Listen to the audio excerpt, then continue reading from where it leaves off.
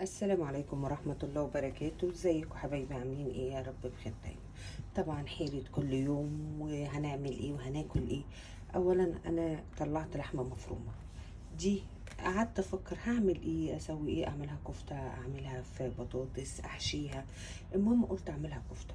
طيب من باب التغيير هعملها كفتة الحياتي، طب هعملها كفتة عادية، هعملها ايه؟ قلت بصي والله اللي هيجي في بالي. وانا معاكم دلوقتي قلت ايه، هتبل الاول اللحمه بتاعتي.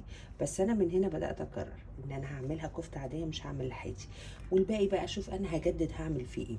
طيب هنتبل الاول الكفته ونشوف دماغنا هتودينا فين.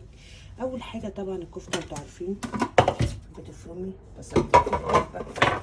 هتجيبي كده البصل بتاعك، ادي الكبه، انزل بالبصل بتاعي كده.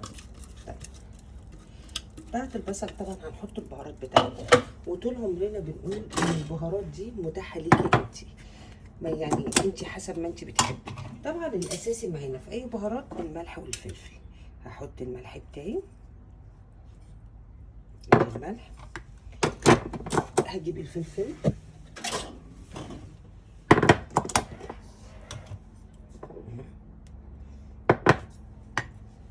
حطينا الفلفل.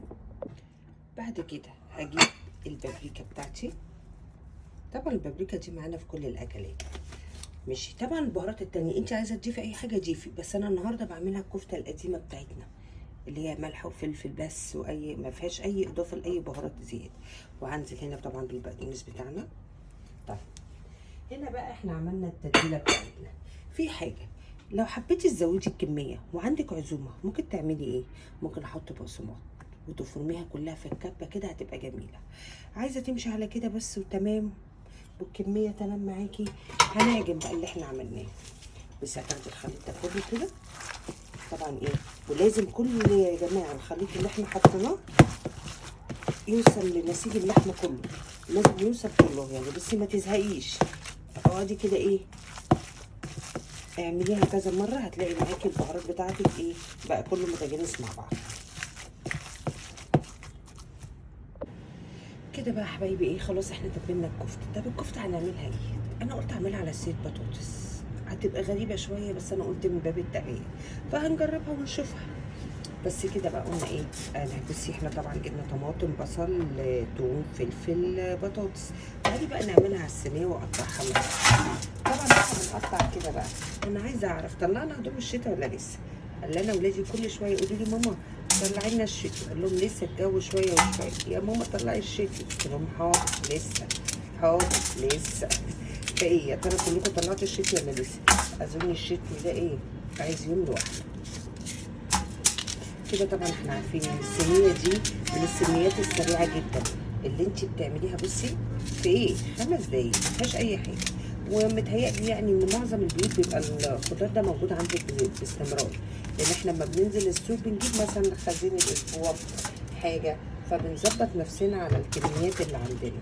يعني اللي بستخدمها طول الاسبوع، انا عارفه طول الاسبوع مثلا باخد قد ايه بطاطس، ولادي بيحبوها ولا لا، بتستخدميها في كام اكله، بتجيبي بالتقريب. بس انت كست بيت شاطره عارفه طبعا كميتك قد ايه كده يعني.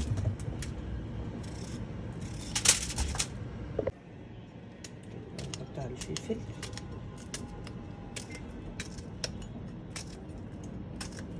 اهو كده بقى. ايه، نقطع الطماطم. اظن لو كل ما اصور لكم يبقى فيه اداه عشان ده ميعاد الغدا طبعا بتاعنا، كل البيت بتبقى في الوقت ده شغالين في المطبخ.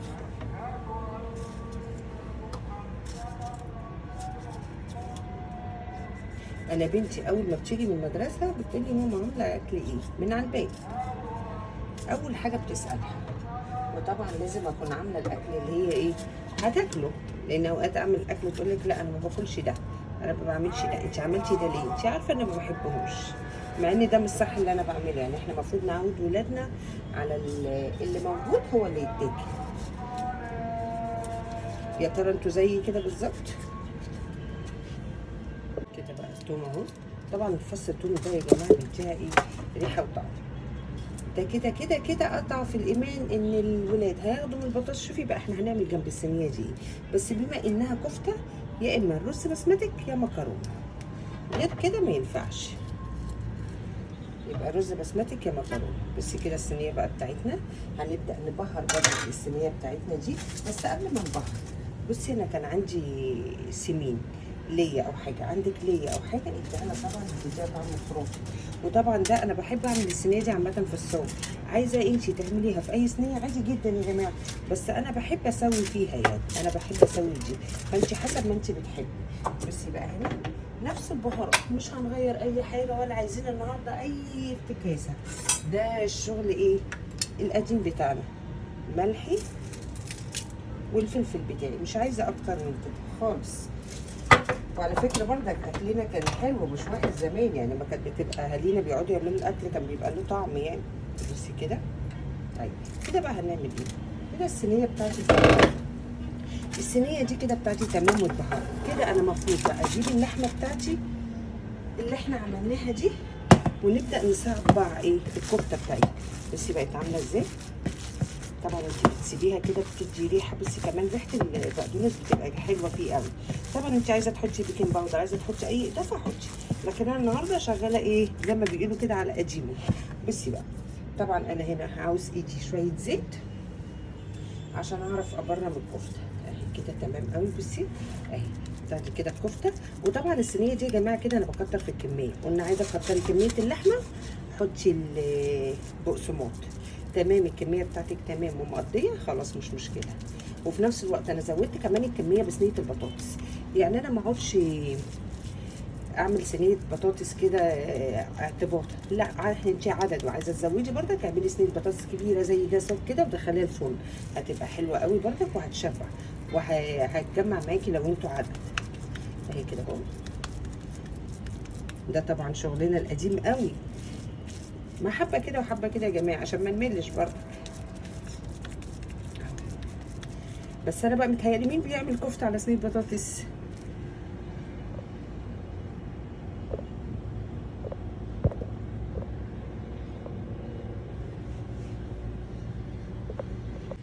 بص يا حبايبي، وبكده صبعنا الكفته بتاعتنا كميه. بس الصينيه بقت كبيره ازاي، يعني انا في ايدي باقل كميه لحمه، طبعا انا عامله اكتر كميه يعني، بس ايدي ممكن لو بربع لحمه هتعملي صينيه حلوه. قلنا نزود بقسماط. عندك عزومه بقى وعايزه تكتري تحطي الصينيه يبقى شكلها حلو على السفره، اعملي زي ما انا عملت. وكل الاكل ده يا جماعه طبيعي بره، يعني احنا مفتكسين ان احنا نعملها صينيه بطاطس عادي ايه يعني. هنا بقى بصي هتنزلي بايه، بمكعبين زبده كده يدوا معاكي طعم. طب بعد كده هنعمل ايه؟ بعد كده بقى بس انا مش هحط لها اي حاجه. احنا عارفين ان الكفته ما بتاخدش وقت في الفرن ولا سوى البطاطس. هسلقها وادخلها الفرن. طبعا دي يا جماعه انا بسويها على 180 تحت كده، ما فيش 10 دقايق بطلع الباقي فوق، هي ما بتاخدش وقت كده اهي. هسلق ده الاكل بتاعي وهدخلها ايه الفرن. طيب الصينيه دي بتتعمل جنبها ايه؟ انا بقى عن نفسي بصراحه هعمل لهم ايه، يلا مبكبكه، هو اليوم كله غريب النهارده. اعملها لهم بقى كده وندخلها الفرن ونكمل نعمل المبكبكه مع بعض. ايوه حبايبي، جينا دلوقتي هنعمل ايه؟ المبكبكه حسب ما انتوا بتقولوا. بصوا دي احنا بنعمل ايه؟ اولا انا بحط زيت وعليه مكعب زبده صغير، عايزه تحطي الزبده عايزه مش عايزه دي حاجه ترجع لك انت. بس كده. طب اول حاجه طبعا انا مش هرص المقادير، انا هشتغل على طول. هنزل بالبصله بتاعتي تتحمر اهي. بصوا يا جماعه والبصله كده بتدبل. بصوا اهي. هبدا انزل بالفلفل والثوم بتاعي. بصوا الفلفل حلقات والثوم الاتنين بقى مع بعض كده اهو. طبعا اظن المبكبكه دي كله بيحبها. بصوا حبايبي اهي البصله اهي، بصوا تحمر اهي. بصي بقى كده هجيب الخلاط وانزل ايه الطماطم بتاعتي. بس انا يا جماعه انا بعمل معاكم خطوه بخطوه، مش محضره مقادير، فهصفي معاكم الطماطم. انا في كل طبيخ في اي حاجه بعمل فيها طماطم لازم اصفيها. بصوا بقى يا حبايبي هنبدا ننزل بالبهارات. بس اول حاجه واحده مرقه، اي نوع مرقه عندك. طيب وبعد كده ايه، هتحطي الملح بتاعك. بصوا انا يعني صراحه مش عايزه احط فلفل لان انا كنت مقطعه قرن فلفل حامي، فانا مش هحط فلفل. هحط شويه بابريكا، احنا عارفين البابريكا دي مش بتحمي، هي بتدي طعم بس. وبعد كده السبع بهارات. وتقلبي بقى كده. وعايزه اقول لك سيبيها بس تاخد غلوه وشمي ريحه بقى. ريحه ايه؟ جنان. بصي اهي كده بقى. انا حطيت بهاراتي، وما تنسيش مرقه الدجاج دي بتديها طعم جميل جدا. وحطينا الملح، ولو عايزه تحطي انت فلفل اسمر حطي، لكن انا كنت مخرطه واحد بارد وواحد حامي، فخايفه الدنيا ايه تبقى عاليه قوي يعني حاميه قوي. فكده انا استكفيت بالبهارات. هغطيها بقى لحد ما تبدا تغلي ونكمل معاكي اقول لك هنعمل ايه. بصوا حبايبي، بصوا اتسبكت اهي. اول ما الصلصه عندك تتسبك كده، بصي اول ما الصلصه تتسبك عندك كده، بصي عملت ازاي؟ اتسبكت خالص اهي. هتجيبي كيس المكرونه، انا بحط عليه 6 كوبايات ميه. بصي ادي واحد، ميه بالكاتل مغليه، 2 3 4 5 6 كده بقى. اسيبها تاخد غلوه ونبدا ننزل بالمكرونه بتاعتنا. انا قلت كيس المكرونه عليه ايه؟ 6 كوبايات ميه. كده بقى بصي اسيبها تاخد غلوه واحده وننزل بالمكرونه بتاعتنا. كده بصوا حبايبي غلت اهي الميه. طب بعد كده بتعملي ايه؟ بعد كده بقى انزل بكيس المكرونه بتاعي واسيبه يستوي فيها اهي كده. نجيبيها بقى ونغطيها. وبكده حبايبي وصلنا لنهايه الفيديو. بصوا الكفته بتاعتنا اهي، بصوا عامله ازاي، بصوا الجمال. طبعا الصينيه بيبقى شكلها حلو على السفره. ادي بصوا المكرونه المبكبجه، بصي بصي عامله ازاي، طبعا جميلة جدا. وطبق السلطة وطبق مخلل. ده غدانا كده النهاردة. يا رب الفيديو يعجبكم. ما تنسونيش بقى في اللايك وسبسكرايب وفعلي زر الجرس عشان يوصلك كل جديد. واتمنى لو في اي حاجة حد يقول لي جربت حلو وحش، هبقى مبسوطة جدا. ميرسي قوي ليكم. السلام عليكم ورحمة الله وبركاته.